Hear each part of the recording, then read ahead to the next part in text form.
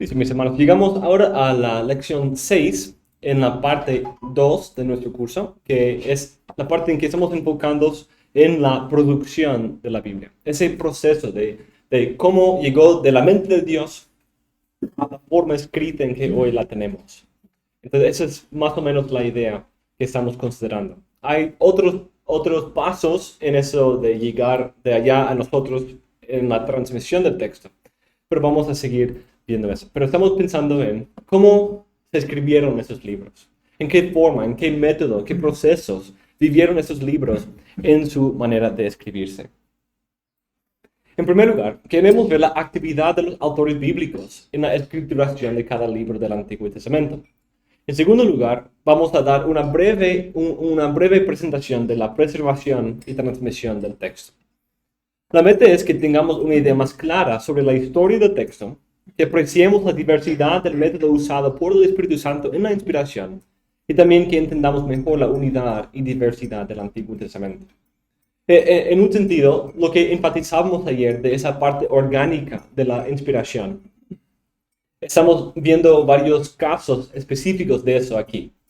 Estamos viendo ejemplos de esa relación orgánica entre el autor humano y el autor divino.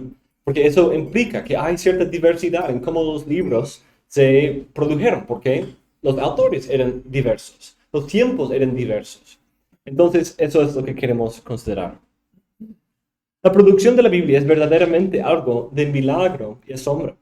El hecho de que Dios habla a través de los hombres es algo extraordinario. Pero al mismo tiempo, Dios lo ha hecho a través de medios ordinarios. Ha hecho algo extraordinario a través de cosas ordinarias. Y de hecho, eso es normalmente como Dios funciona. Hay casos en la Biblia de discursos extraordinarios, como Dios hablando desde los cielos en Sinaí, escribiendo en tablas de piedra, o incluso encarnándose, el verbo de Dios encarnándose. Pero todas esas revelaciones se comunican y se escriben a través de medios ordinarios de plumas y tinta y papel, de estilos literarios, palabras humanas, oraciones, frases, modismos. Por lo tanto, aunque afirmamos claramente y sin equivocación la naturaleza y origen divinos de la Biblia, eso no precluye su comunicación a través de medios humanos ordinarios. De hecho, ese uso de medios ordinarios es parte de lo que asegura su éxito en comunicar a los hombres ordinarios.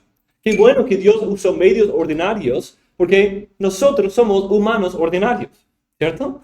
Y para poder entender cosas divinas y poder entender incluso nuestra propia experiencia mejor a la luz de Dios, necesitamos que se acomode a nosotros, que se condescienda a nuestro estado como hombres ordinarios y se nos revela.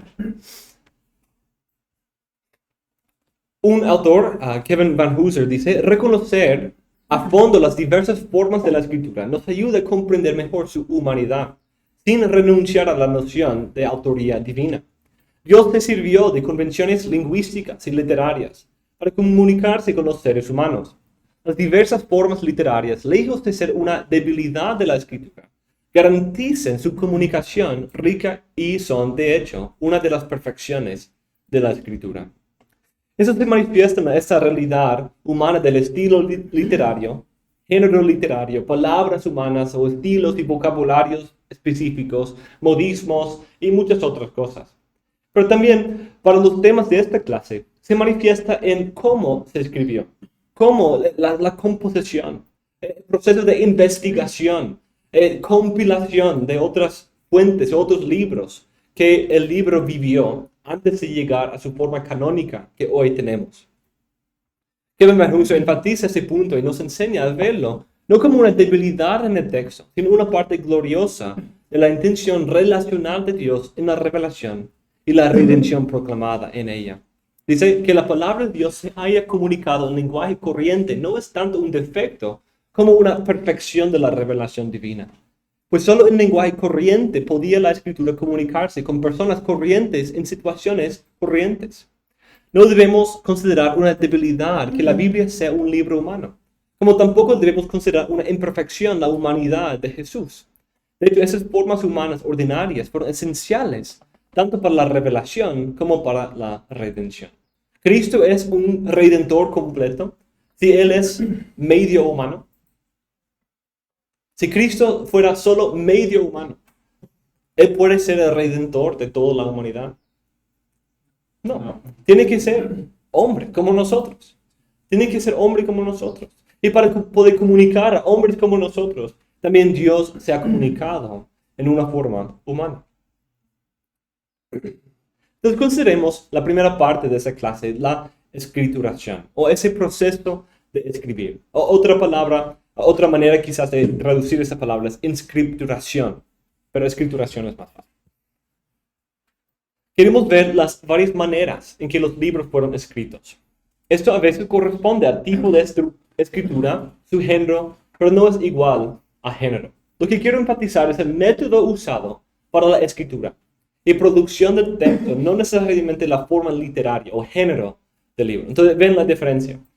Todos los géneros vivieron un proceso de cómo ese libro fue compuesto, llevado a su forma final. Y normalmente no es simplemente que el profeta se sentó un día o quizás una semana y hizo nada menos escribir. Y se sentó a escribir hasta completar el libro y de ahí en esa semana o en ese día ya se terminó. Probablemente nunca pasó así. Quizás con algunas de las cartas del Nuevo Testamento, pero en la gran mayoría de los casos no era así. Sino estamos hablando de momentos diferentes en la vida del profeta, que quizás se escribieron y de ahí se iban componiendo, compilando, agregando las cosas posteriores hasta darle su forma final y canónica. Y vamos a considerar eso. Debemos mantener la presuposición de la inspiración y la autoridad divinas. Pero debemos tener una teoría de la inspiración que puede acomodar la evidencia de los métodos distintos de escrituración. Es costumbre de muchos evangélicos conservadores pensar de cada libro de la Biblia como el proceso de que un autor se sentó a escribir y el Señor tomó control de su mente para escribir. Y se supone que en base de este tipo de involucramiento divino que tenemos una Biblia inerrante y autoritativa. Si se requiere ese tipo de involucramiento divino para que la Biblia sea inerrante. Cuando leemos la Biblia, hay un problema. Porque la Biblia misma no se presenta de esa manera. Los autores de la Biblia incluso a veces nos dan detalles de cómo se escribió y que no era así. Y que no era así. Entonces, si eso es nuestro estándar, que tiene que ser así, ese tipo de dictado mecánico, Dios tomando control de un solo autor para producir el libro, tenemos muchos problemas con muchos textos de la Biblia. Pero cuando podemos entender mejor esa idea orgánica y conclusiva, podemos afirmar la inspiración y no avergonzarnos de lo que la Biblia misma dice acerca de su proceso humano de composición. El problema es, la Biblia misma nos da algunos detalles sobre el proceso de la escrituración de varios libros y no es así como se cree. Pero aún así, la Biblia enseña la inspiración y la inerrancia. La Biblia enseña esos procesos diversos. Y al mismo tiempo puede afirmar su origen divino y decir toda escritura es inspirada por Dios. Y las escrituras no se pueden quebrantar. Entonces la Biblia no se avergüenza de esa realidad tampoco. El Nuevo Testamento, por un lado, a veces provee la perspectiva de la cual nosotros vemos el Antiguo Testamento. Pero hay una diferencia muy grande entre el Antiguo Testamento y el Nuevo Testamento en cuanto a la escrituración. ¿Qué piensan sería esa gran diferencia? ¿Qué hay del Antiguo Testamento y el Nuevo que lo hacen tan distintos en cuanto al proceso de componerse y escribirse? Tiempo. El tiempo. ¿Por qué? ¿En cuántos años más o menos se escribieron los libros del Nuevo Testamento?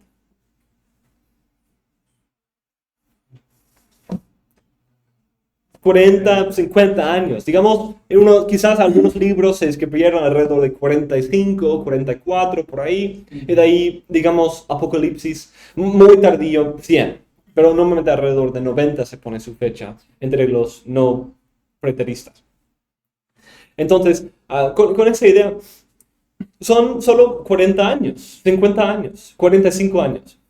Pero, ¿en cuántos años se escribieron los libros del Antiguo Testamento?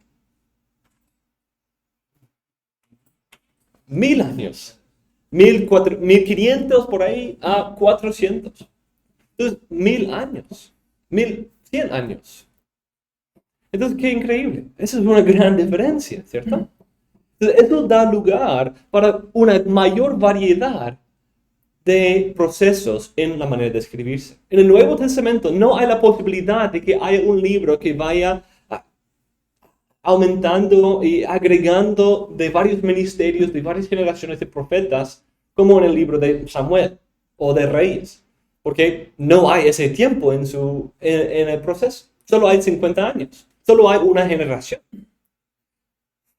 Entonces, eso es algo que crea un problema. Cuando muchos cristianos que se enfoquen principalmente en el Nuevo Testamento y tomen esa idea de que Pablo se sentó a escribir y el Señor tomó control de su mente y produjo una carta que fue la palabra de Dios perfectamente.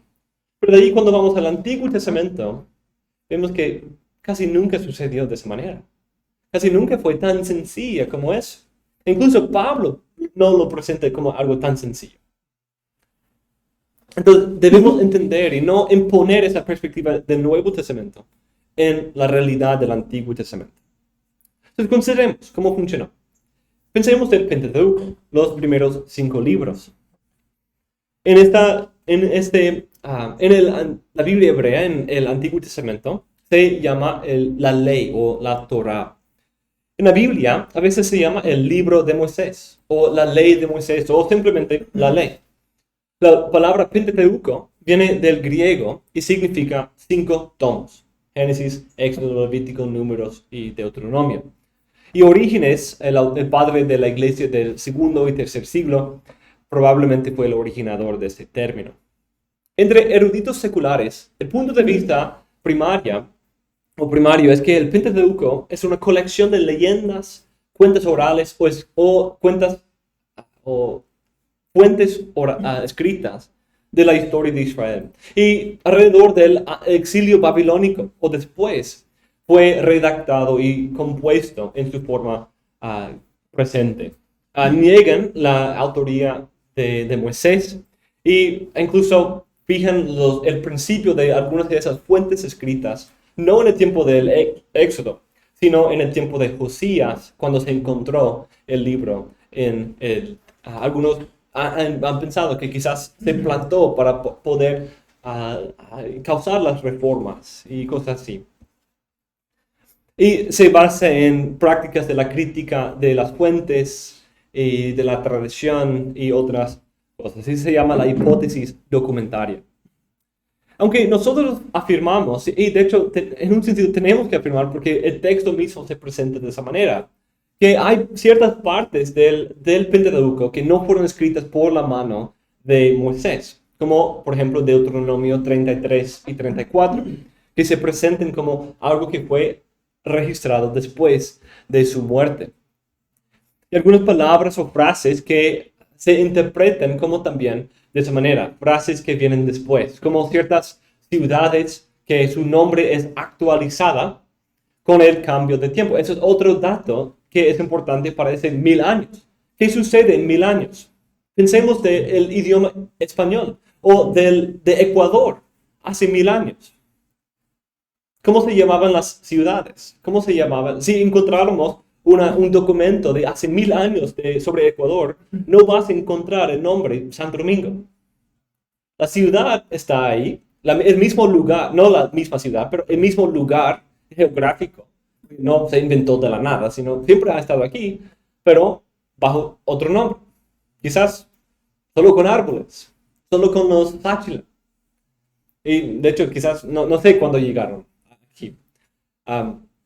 Entonces hay que entender que 1000 años es mucho tiempo. El idioma se adapta. Si regresamos a 800 años a la CID, el libro literario, uno de los libros literarios más antiguos del español, de 1200, el idioma español es súper diferente. Hay muchos cambios que suceden. No hay tanta diversidad lingüística en hebreo, pero sí hay mucha diversidad, sí hay muchos cambios. Y hay nombres de ciudades que cambian, como la ciudad de Laquis, mencionada en Génesis. Laquis era su nombre original en el tiempo de los patriarcas, pero parece que luego ese esa ciudad es cambiada a la ciudad de Dan. A veces el libro de Génesis, posiblemente la obra de un redactor o alguien, un profeta posterior a Moisés, cambia el nombre para ser entendible para las próximas generaciones. También es posible que haya fuentes diferentes y una tradición oral usada en esa tradición, en la escritura de Moisés. No es necesario decir que Moisés nunca usó estas otras cosas. Las adiciones postmosaicas ocurrieron antes de Cristo y siguen siendo afirmadas como autoritativas, como la palabra de Dios, incluso como de Moisés. Pero esto debe llevarnos a hacer la pregunta: ¿dónde aplica la idea de la inspiración? ¿A qué parte de este proceso aplicamos la inspiración? ¿La inspiración es solo esas partes del Pentateuco que vienen de Moisés? ¿O también la inspiración debe aplicarse a pasajes como Deuteronomio 34, que se presente como algo que sucede después de la muerte de Moisés? Y también los otros textos en el Pentateuco que parecen venir de un tiempo después de Moisés. ¿Esos textos son inspirados? ¿O solo las partes que vienen propiamente de Moisés? Y si solo las partes propiamente de Moisés, ¿qué hay de esas partes donde quizás está siendo informado por una tradición oral? Pensemos esa realidad. Cuando Dios viene, envía a Moisés, y Moisés habla a los israelitas, e identifica a Dios como el Dios de sus padres, de Abraham, Isaac y Jacob. ¿Eso es algo que tenía sentido para ellos? ¿Ellos conocían a Abraham, Isaac y Jacob? No personalmente, pero ellos sabían de ellos. Probablemente. El texto parece suponer que ellos conocían algo de la historia de esos patriarcas. ¿Y cómo? Quizás por tradición oral. Entonces, quizás eso era parte de la realidad que existía en la comunidad de los israelitas en ese tiempo. Los dos autores, Grubbs y Drum, hacen la siguiente afirmación que es importante para esta discusión. Así pues, si se toma en serio la autoría mosaica de Deuteronomio, al hablar de autoría hay que tener en cuenta la revisión también. Los eruditos conservadores del Antiguo Testamento se refieren típicamente a la autoría mosaica y señalan las revisiones probables sin señalar ningún problema con la doctrina de la inspiración. Es decir, nuestra teoría de la inspiración no debe ser tan simplista de ver solo la inspiración en el momento en que Dios habló a través del profeta o profeta escribió esas palabras. Aunque este momento sea punto crucial de la inspiración y dar la forma preliminar de todos los libros, el limitarlo a esto causaría muchos problemas para libros como el Pentateuco y otros que obviamente vivieron cierto proceso posterior a la vida de ese profeta. Nuestra doctrina de la inspiración, dice otro autor, no se ve afectada en absoluto por tales observaciones. El mismo Dios que inspiró al autor original, o autores en el caso de un libro como Proverbios, de un libro del Antiguo Testamento, también inspiró a sus compiladores y editores, si los hubo.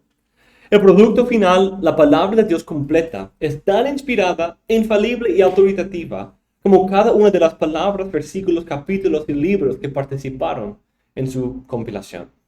Entonces, lo que estamos afirmando aquí es que vivieron un proceso esos libros. Pero cuando ampliamos nuestro entendimiento del proceso de inspiración en base de lo que el texto mismo dice, lo que el texto mismo presenta como su proceso de escribirse, entonces debemos entender que la inspiración puede aplicar a todas las partes de este proceso. Dios está activo en todas las actividades, toda actividad de todas las manos en llevar ese libro a su forma canónica. Muchos textos afirman que Moisés fue el autor del Antiguo Testamento, del Pentateuco. Tenemos el mandato de Dios a Moisés a escribir un libro. También vemos que él escribió todas las palabras de Jehová. Éxodo 34, 27, escribe tú esas palabras. Entonces Dios le manda varias veces a escribir y el texto dice que Moisés escribió en varios textos. Pero también incluso Cristo dice algo muy interesante. Noten esto. Ese es un argumento muy importante. No simplemente dice la ley de Moisés que, pues, es su ley porque habla de él, se centra en él, se conecta tradicionalmente con él. Pero Cristo dice esto. Si creyeses a Moisés, me creerías a mí, porque de mí escribió Moisés. Entonces, Cristo obviamente entiende que Moisés fue un autor verdadero, como también el libro de Éxodo y Deuteronomio y Números presupone y afirma. Moisés escribió. Eso demuestra que Moisés es el recipiente de revelación directa. Él es también el autor de ese libro que llamamos el Pentateuco. Que el Pentateuco, en su forma actual, es histórico y desde el tiempo de Moisés, y que él fue su verdadero autor, aunque haya sido revisado y editado por redactores posteriores, siendo las adiciones tan inspiradas y auténticas como el resto, dice Michael Grisanti. Al ver a Moisés como el autor principal, debemos buscar entender un poco más acerca del proceso de su escritura. Vemos varias realidades en el texto del Pentateuco, varios procesos que contribuyeron a su proceso, a su forma canónica final. Dios mismo escribió parte del Pentateuco. Dios mismo lo escribió. Él escribió el primer ejemplar de una sección muy importante y central del Pentateuco, los 10 mandamientos. En Éxodo 17, en Éxodo 34, versículo 1. En segundo lugar, Dios manda a Moisés a escribir lo que Dios le había enseñado, lo que Dios le había mostrado. Entonces hay algo de un proceso quizás casi dictado. Dios le dice y Moisés lo escribe. Dios le muestra y de ahí Moisés lo escribe. Dios enseña y se revela a Moisés y le dice que comunique esa revelación al pueblo. Entonces, Dios manda a Moisés a escribir lo que ve y lo que escucha en el monte. Y de ahí Dios enseña a Moisés las palabras que debe comunicar al pueblo de Israel. Entonces, la idea de dictado no es completamente ausente en la Biblia. Solo debemos verlo cuando el texto lo presenta. Y aquí Moisés, hay momentos en que parece haber cierto tipo de dictado. Es posible que también Moisés registró ciertas o usó ciertas cosas de fuentes escritas u orales para el libro de Génesis, por ejemplo. Textualmente, reconocemos inmediatamente esta conexión entre Abraham, Isaac y Jacob y los israelitas, porque nosotros hemos leído Génesis cuando llegamos a Éxodo. Pero para que eso tenga sentido en su contexto original, es necesario que los israelitas tenían algún entendimiento o recuerdo de la identidad de sus antepasados e incluso las promesas que Dios les había hecho. Esos primeros 4 puntos revelan la diversidad de las formas de revelación y escrituración. Pero hay un punto más que aumenta a esta complejidad. Moisés mismo vivió una complejidad en su manera de escribir. A veces escuchando directamente de Dios, quizás usando una fuente oral, quizás componiendo cosas, registrando lo que había recibido de Dios. Dios mismo escribiendo y dándole el ejemplar. Pero también, como mencionamos, hay ciertas partes que vienen después de la vida de Moisés. Pero en todos esos puntos vemos la actividad de Dios a través de su pueblo por el Espíritu Santo. Todas esas partes comunican la verdad revelada de Dios en una manera inerrante, pero revela que muchas veces la inspiración divina utilizó formas muy humanas de la producción de textos, como la composición y revisión. Por lo tanto, al inicio del canon, ya estamos viendo que el proceso de escrituración es un proceso bastante complejo. Por lo tanto, especialmente para el Antiguo Testamento, no podemos pensar de la escrituración como un punto solamente, sino como un proceso completamente supervisado por el Espíritu Santo.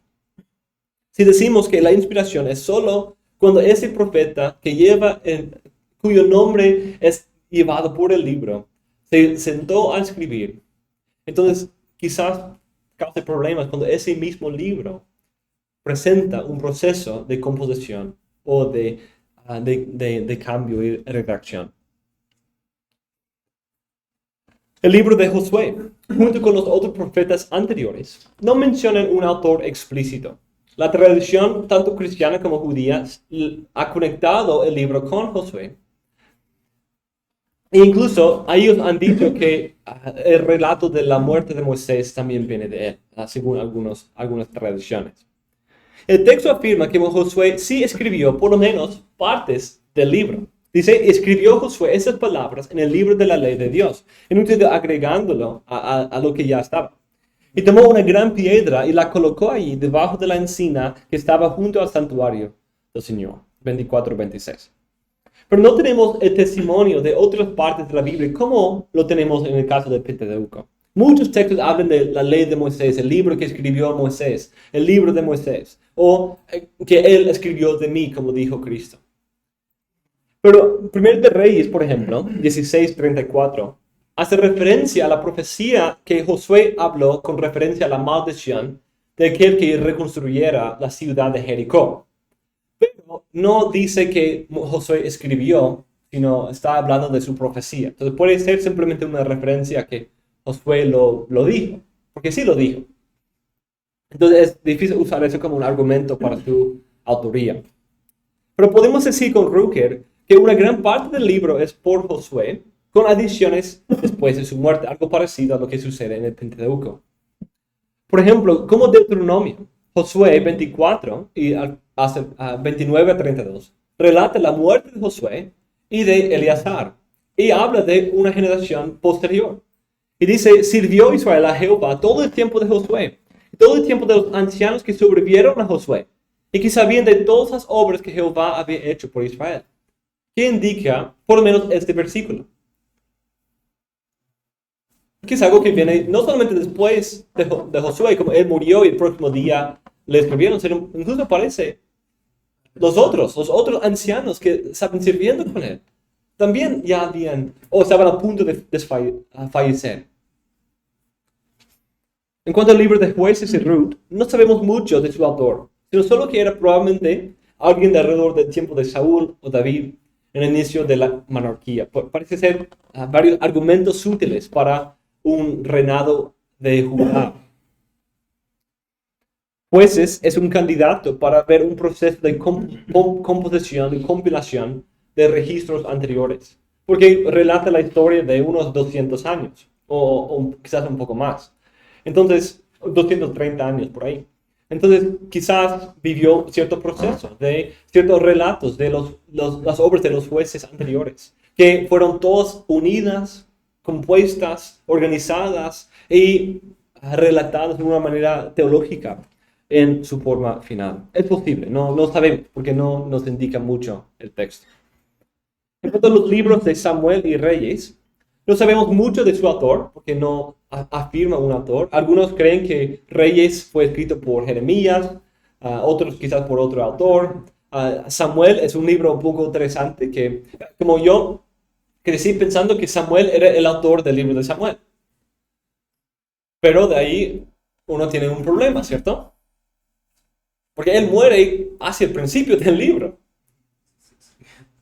Entonces, el libro sigue muchos años después de él. Entonces, yo tenía que luchar con eso. Quizás, no sé si ustedes tuvieron esa experiencia, pero leyendo el libro de Samuel, me chocó la primera vez que lo leí, diciendo, ¿pero cómo es que él fue el autor de ese libro? Pero parece que sí fue el autor de por lo menos parte, pero parece que vivió un proceso de composición que vino después. Sí habla de que Samuel escribió. Sí escribió un libro, incluso un libro que parece ser canónico porque se guardó en el templo de Dios. Algo que era lo que sucedió con el Pentateuco, con el libro de Josué. Entonces es algo importante que está sucediendo aquí. Pero esa no fue la forma final del libro. Porque nosotros tenemos la forma final. Y no se terminó con lo que escribió él. Quizás otras partes de esto vienen de los otros profetas. Esos libros son proféticos. Porque algunos de los personajes más importantes y más consistentes en toda la historia son los profetas.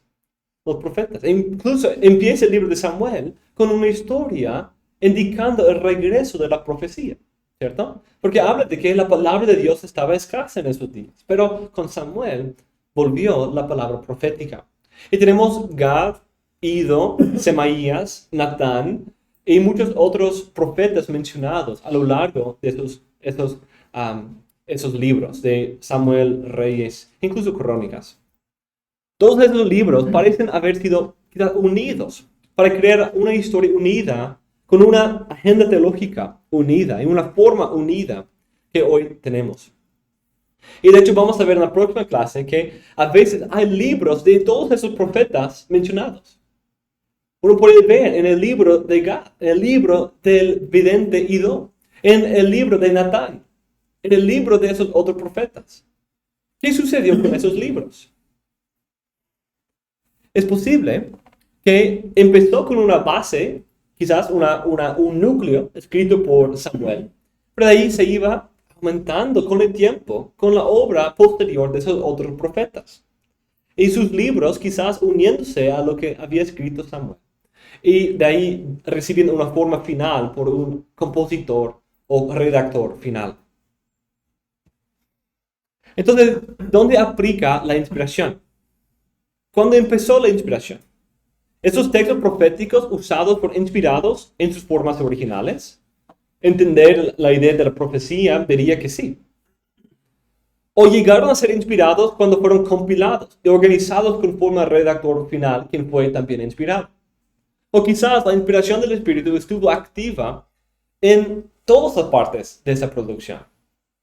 Es interesante pensar, ¿no? Es difícil decir exactamente. Yo diría que estaba activo en todas las partes. Pero sí es interesante que tenemos que hacer esa pregunta. Entre los profetas tenemos más confianza de los autores de esos libros. Fueron escritos probablemente por el profeta de quien viene su nombre. Por ejemplo, vemos evidencia de un mandato a Isaías, que él escriba en 30, versículo 8. Aunque estos textos no afirman claramente que Isaías había escrito todo el libro, Cristo y los apóstoles citan a Isaías mucho, y cada parte se describe como la obra de Isaías. A citas, algunos eruditos dividen el libro de Isaías en tres partes, en tres libros de Isaías, como capítulo 1 a 25 por ahí, de ahí a 39, y de ahí 40 a 50, o de hecho 1 a 39, 40 a 55, y de ahí 56 a 66, algo así. Pero varios textos citan cada una de esas tres partes del libro de Isaías y afirman que es de Isaías. Incluso un texto como Juan 12, 38 hace algo interesante. Cita tanto tercera Isaías en Isaías 53 y primera Isaías en 39, 41. Y dice que los dos son la obra de Isaías. Esto es algo que interesante para afirmar la unidad del libro, de las partes diversas del libro, en ese autor, Isaías. Pero sería equivocado pensar de ese libro como meramente producto del Isaías viejo, sentándose a escribir por inspiración todo el contenido verbal de su ministerio profético. No es que necesariamente esperó hasta el final de su ministerio, ya a punto de morir, y de ahí escribir todo lo que había escrito. O había dicho. Es posible, pero improbable. Sino es quizás Isaías iba escribiendo su libro, sus profecías, con tiempo. Quizás empezó en capítulo 30, en ese momento. Y de ahí quizás llegó a tener su forma final que él le dio. Porque estamos hablando de un ministerio largo. El libro de Jeremías es un libro especial en esa consideración, porque este libro nos da más detalle acerca de su escrituración. En capítulo 36 tenemos la historia de la primera forma de Jeremías y la realidad de que no sobrevivió. Dios le dice a Jeremías que él escriba todas las profecías de ese principio de su ministerio. Esas profecías incluyen la obra de su ministerio por 22 años. Casi 22 años, desde su inicio hasta ese momento. Entonces, por eso digo que es posible que eso sucedió con Isaías. Y llegó al final y de ahí Dios dijo, escribe lo que te dije. Y puede tomar la palabra divina y ahí ponerla en la forma que hoy tenemos. Pero no es necesario. En este caso parece que eso es lo que sucedió hasta ese momento en el ministerio de Jeremías. Y de ahí, ¿cómo se escribió? ¿Jeremías se sentó a escribir? No. Sí, un secretario, Baruch. Baruch, su amigo, su compañero, escribió el libro de Jeremías. Pero es la palabra de Jeremías, o la palabra de Dios a través de Jeremías, a través de Baruch. Ese uso de un secretario es algo muy común en el Nuevo Testamento, pero también en el Antiguo Testamento sucedió, por lo menos en este caso. También es posible que algunos de los salmos de David fueron escritos de esa manera, él dictando a alguien, no sabemos, pero es muy posible y no va en contra de la inspiración cuando el texto mismo lo afirma. Baruch toma ese rollo ante el rey Joaquín y lo lee, pero al rey no le gusta. Por eso lo toma, lo corta en pedazos con un cuchillo y tira parte al fuego. Entonces el rollo original fue cortado y quemado por el rey. Pero al final del capítulo Dios se vuelve a decirle que él escriba y lo escribe y dice que no fue exactamente como la forma original. La forma preliminar fue destruida. Pero de ahí dice, y aún fueron añadidas sobre ellas muchas otras palabras semejantes. Noten esto, 36-32. Versículo 45, versículo 1, confirma esto. El capítulo incluye las palabras que él habló a Baruch, su amanuense. También en 59, escribe la profecía del destino de Babilonia en un rollo y se lo da a Seraías para tomar a Babilonia. Cuando llega a Babilonia, lo lee, lo ata a una piedra y lo tira al rey Éufrates. Eso fue para una señal contra Babilonia.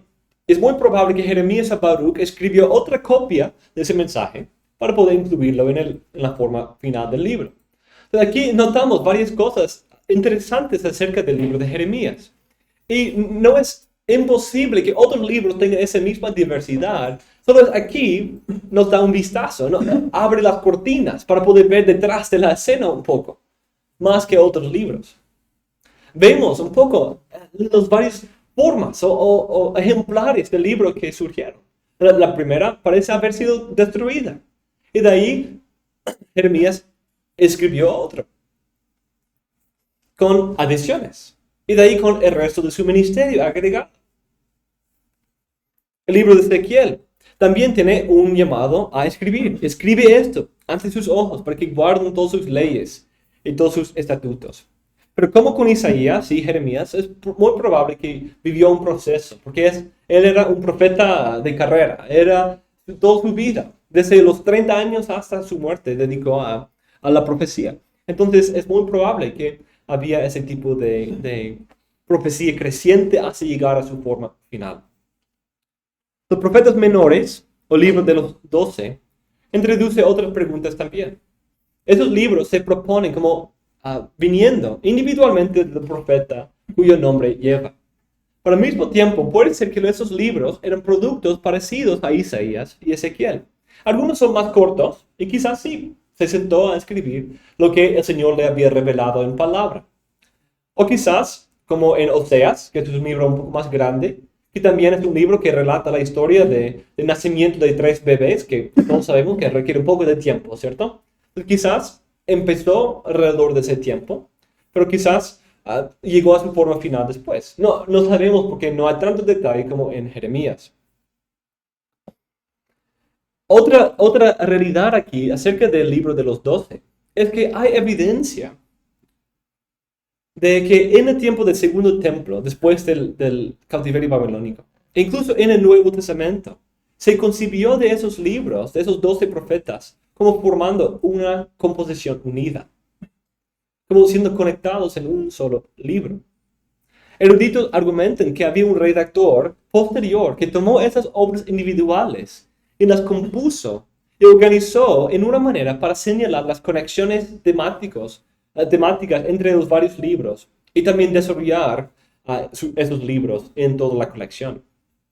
Entonces, si esto es el caso, eso es una obra inspirada. Si ese redactor agregó ciertos detalles al final para hacer esas costuras y conectar los varios libros, esa parte fue inspirada también.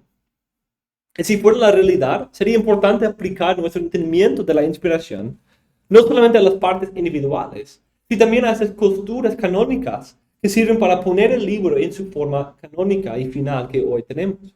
E incluso, esa inspiración para unir esos libros provee otro contexto en el cual nosotros debemos leer ese libro.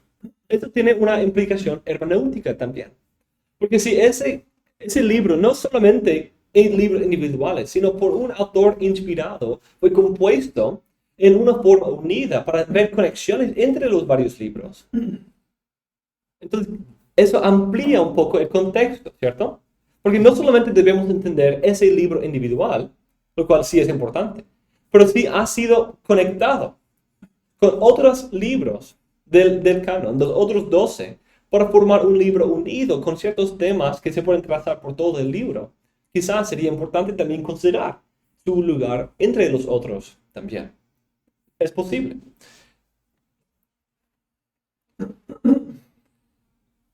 El caso de los hagiógrafos o los escritos, hay mucho misterio aquí, porque hay muchos libros que realmente no conocemos mucho sobre ellos. Y también hay otros libros que quizás son un poco más fáciles, que parecen ser la obra de un autor.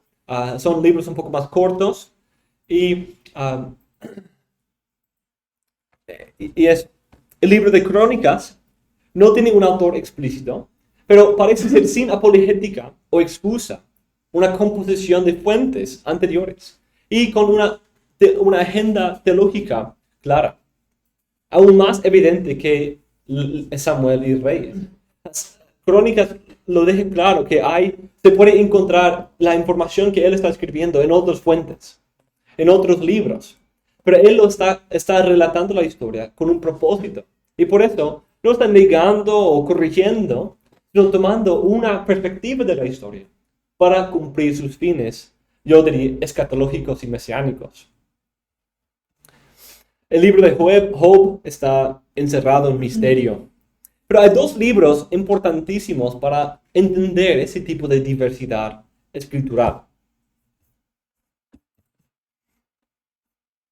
Salmos y Proverbios. Porque también hay ciertos detalles que nos ayudan a entender su diversidad. Salmos es una composición de varios salmos, de varios autores, de varios tiempos. Hay salmos entre el tiempo de Moisés, como en Salmo 90, hasta el tiempo del cautiverio babilónico en 137, el Salmo 137. Entonces estamos hablando de casi 1000 años. Casi, como el libro de Salmos creció en paralelo con el resto del canon. Mientras los otros libros iban escribiendo, también Salmos iba creciendo. Hay varios autores diferentes: Moisés, David, Salomón, los hijos de Coré, Etán, Emán, Asaf y varios otros que no tienen título. Parece ser una composición para la comunidad en el tiempo después del exilio. Y quizás era una composición que iba creciendo con tiempo, como Samuel, y al final recibió una composición, orden y estructura final. Pero al entender esa realidad, debemos considerar las implicaciones que tiene para nuestra doctrina de la inspiración. Con la teoría evangélica común de que la inspiración se enfoca en el autor individual, sentándose a escribir bajo la revelación directa de Dios, puede fácilmente llevar a los lectores de los salmos a leer cada salmo como algo completo en sí, solo enfocados en un solo salmo. Aunque es cierto que cada salmo debe ser interpretado a la luz de su propio lenguaje, contenido y quizás contexto histórico que se menciona en el título, debemos también entender que el libro de Salmos es un libro. Es un libro que ha sido compuesto. No es simplemente un orden cronológico, sino es un libro que ha sido compuesto, que ha sido unido. Incluso hay divisiones canónicas que vienen de ese redactor final, que hacen ciertas conexiones, que dividen el libro en 5, que pone una doxología parecida al final de cada libro. Entonces, hay cierta redacción que sucede aquí, hay cierta conexión, quizás temática, teológica, entre varios salmos. Entonces, notar eso es algo que debe llamarnos la atención. Y otra vez, amplía el contexto hermenéutico.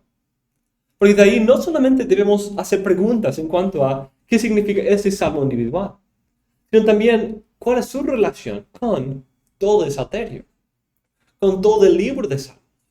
Y de hecho eso nos ayuda, porque a veces el leer ciertos salmos puede dar una perspectiva desequilibrada sobre la experiencia o sobre Dios incluso. Como podemos leer Salmo 88 y en sí es un salmo muy importante, muy útil para personas sufriendo de la depresión, porque es un salmo súper depresivo. Pero es un salmo que no es la experiencia en su totalidad, sino hay que leerlo a la luz de otros salmos que también ayudan a ver que hay una salida de ese tipo de estado.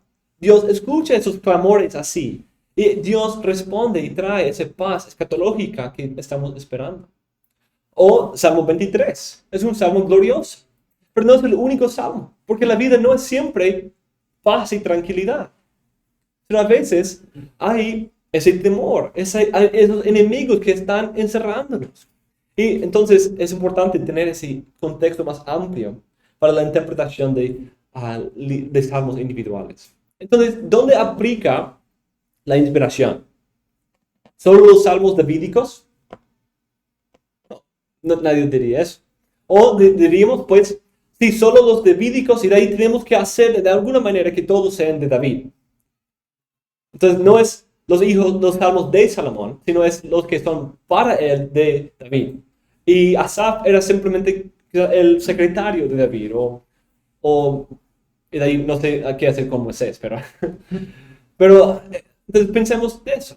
No, es todo el libro, cada salmo individual, pero también un autor, un profeta o sabio final, le dio una forma final, que llegó a ser la forma en que hoy la tenemos. Proverbios también tiene esa historia parecida. Casi todos los proverbios se presentan como los de Salomón, pero no es así. Y no fueron todos compuestos por él en la forma que hoy tenemos. Él no se sentó a escribir el libro de Proverbios. Se sentó a escribir partes, y muchas partes, de hecho la gran mayoría, pero no en el mismo orden y estructura que hoy los tenemos. Parece haber por lo menos dos conjuntos salomónicos. Al principio, capítulo 1 a 9, y de ahí 10 a 24. Parecen ser los dos de Salomón. En capítulo 24, 23 a 34, aparecen algunos proverbios que vienen de los sabios, de otros hombres sabios en la comunidad. Y eso vuelve en capítulo 22, 17. Capítulo 25, versículo 1, es muy interesante. Unos 200 años después de Salomón, los hombres, los escribas de Ezequías, el rey de Judá, encontraron otros proverbios de Salomón que ellos agregaron a la forma anterior. También esos son proverbios de Salomón que transcribieron los hombres de Ezequías, rey de Judá. Entonces es posible que había cierta forma del libro de Salomón que tenía los proverbios de Salomón, los proverbios estos de los sabios, hasta el final del capítulo 24. De ahí parece que capítulo 25 y adelante quizás fueron agregadas por esos hombres de Ezequías. Todavía afirma ser de Salomón, pero viene de otro tiempo y no fue compuesto con este libro, los proverbios anteriores, en la forma hasta que esos hombres lo hicieron. Y los últimos dos capítulos se presentan como de otras personas completamente, de un señor Lemuel y Agur. No sabemos mucho de quiénes eran. Incluso Agur parece quizás eran gentiles, algo interesante pensar. Algunos han dicho que son apodos por Salomón para mantener la forma salomónica del libro. Pero esto es tomar es como tratar de empujar que todo el libro de Samuel sea de Samuel, lo cual es muy difícil, ¿cierto?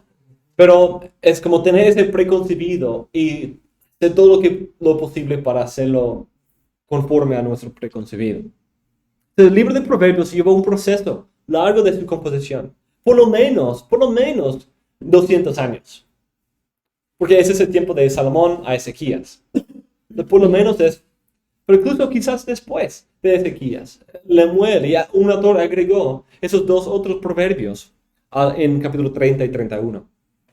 Todas esas colecciones diferentes tuvieron que ser compuestas por un redactor o sabio después de Ezequías, y quizás incluso después del exilio. Pero otra vez hacemos la pregunta, ¿la inspiración se limita a las partes de Salomón? Porque el libro empieza con esa afirmación que es los proverbios de Salomón. ¿O la inspiración aplica a todas las secciones individuales?